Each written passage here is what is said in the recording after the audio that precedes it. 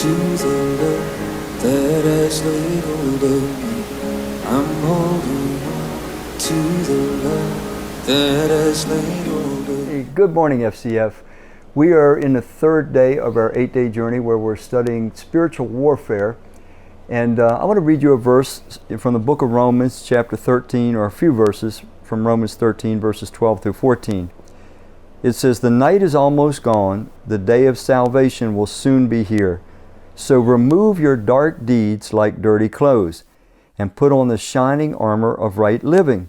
Because we belong to the day, we must live decent lives for all to see. Don't participate in the darkness of wild parties and drunkenness, or in sexual promiscuity and immoral living, or in quarreling and jealousy. Instead, clothe yourselves with the presence of the Lord Jesus Christ, and don't let yourself think about ways to indulge your evil desires."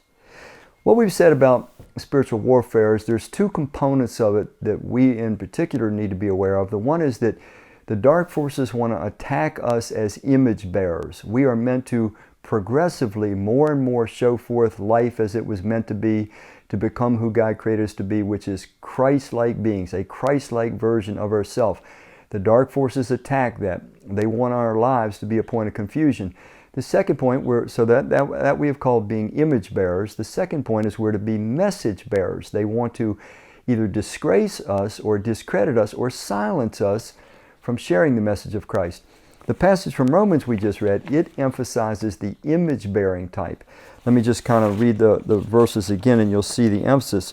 It says, "Remove your dark deeds," and this is writing to Christ followers, "remove your dark deeds like dirty clothes, and put on the shining armor of right living. Because we belong to the day, we must live decent lives for all to see. Don't participate in the darkness of wild parties, drunkenness, or in sexual promiscuity, immoral living, or in quarreling and jealousy." So the emphasis on being an image bearer, and it's saying that when we participate in the world or lifestyles of darkness from our past, and people know that we have now become Christians, Christ followers, this is confusing to them. We are meant to be image bearers. We are meant to give a picture, a progressively accurate picture of what Christ's life looks like. It's meant for the world to see that this is a wise way to live. It's an attractive way to live. It's the only way that life works.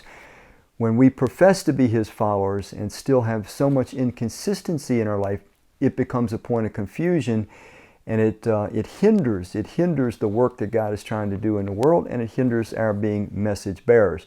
So remember, two sides of this spiritual warfare. Image bearers, the more our lives display the life of Christ, the more effective we can be in spiritual warfare. Second part, message bearers, the more that we get comfortable and bold and courageous and wise in sharing the message of Christ, the truth about God and the truth about life with people, the more effective that we can be in spiritual warfare. So don't let this discourage you, because the verse is written to Christ followers, and obviously those Christ followers were still needing to correct some of these things, or Paul would not have been telling them, put these practices off, put others on. The good news is God never calls us to get rid of something that He's not going to empower us to get rid of. He never calls us to put on a new trait or characteristic that He's not going to empower us to put on. But for you and for I to be maximally effective in spiritual warfare, our lives need to show forth more and more of the life of Christ, that others can see it, they can see its beauty, they can see its desirability, and then that makes anything we share verbally about Christ, or any invitation we may give them, such as coming to church or view something online or going to a Bible study, it just makes it that much more effective.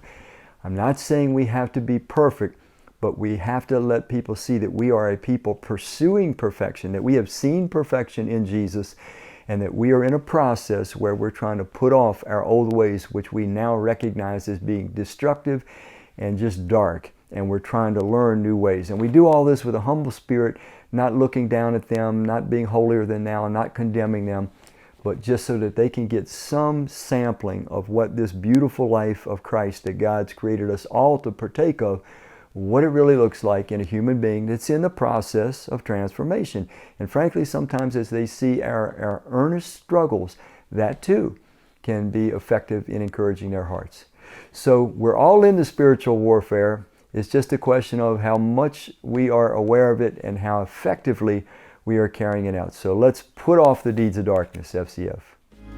I'm holding on to the love that has laid hold of me.